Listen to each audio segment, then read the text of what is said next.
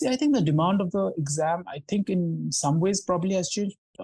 I cannot completely justify that. I think the hard work element in the exam has always been the key factor. The grit that you were mentioning a while back. Yeah, the grit. I think this exam, if I can summarize in one word, is grit.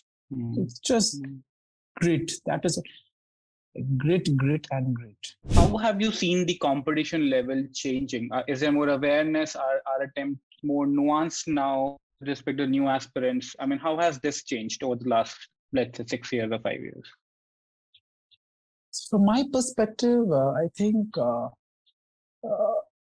especially with the digital space, I think knowledge has been very democratized. Like you get access to material across. So I think in that aspect, though, because people are have the opportunity of more resources, and because no one wants to leave any stone unturned given the level of competition and what's at stake, I think people are consuming more resource. And that, I don't know whether that is the demand of the exam or not, but that I think has increased the level of competition. And especially in 18-19, I think the seats have been 700 plus. Right? From the time we used to hear during our college, MA is like 1400 seats and all, it has come down to 700. I mean, for whatever reasons, and the number of aspirants have increased. Demographic. So competition that way. Yeah, competition increased because of the base effect, like the population base, as well as because the resources have increased. Yeah. And okay.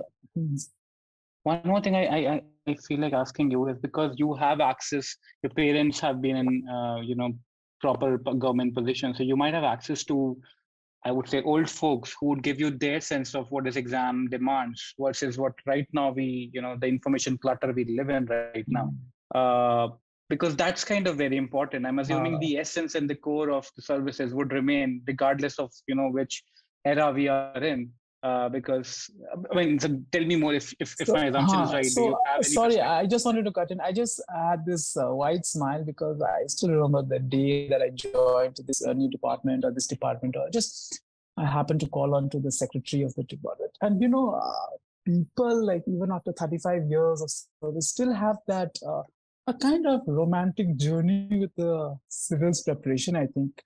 So the secretary was like, oh, in my attempt, it's in 80s, but the regard that is there for the exam. Yeah. So when you talk about old folks, I think obviously the old folks, if I segregate into the 80s batch or the 90s batch, because I luckily, after getting to the services, I've had the opportunity to interact with civil servants from across 80s batch to as late as my batch, right? Or even junior for that matter. So, and across, it's person specific. I don't mean to generalize as such, but some of the officers that I've met, they always have this kind of, this romanticism with their civils preparation days. Some say like, "Arey, mujhe optional mein itna mila tha, interview mera aisa gaya tha, wo us time pe wo border mein the, usne mera interview liya tha." I mean, when however serious the officer, I think once you tickle that preparation wala face, that person becomes an aspirant partly again back.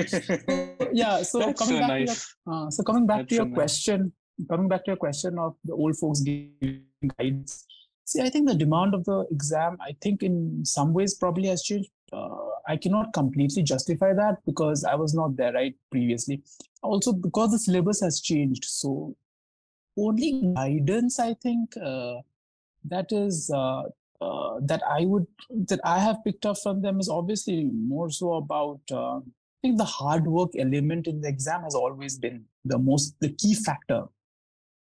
The grit that you were mentioning a while back. Yeah, the grit. I think this exam, if I can summarize in one word, is grit. It's just grit. That is grit, and grit.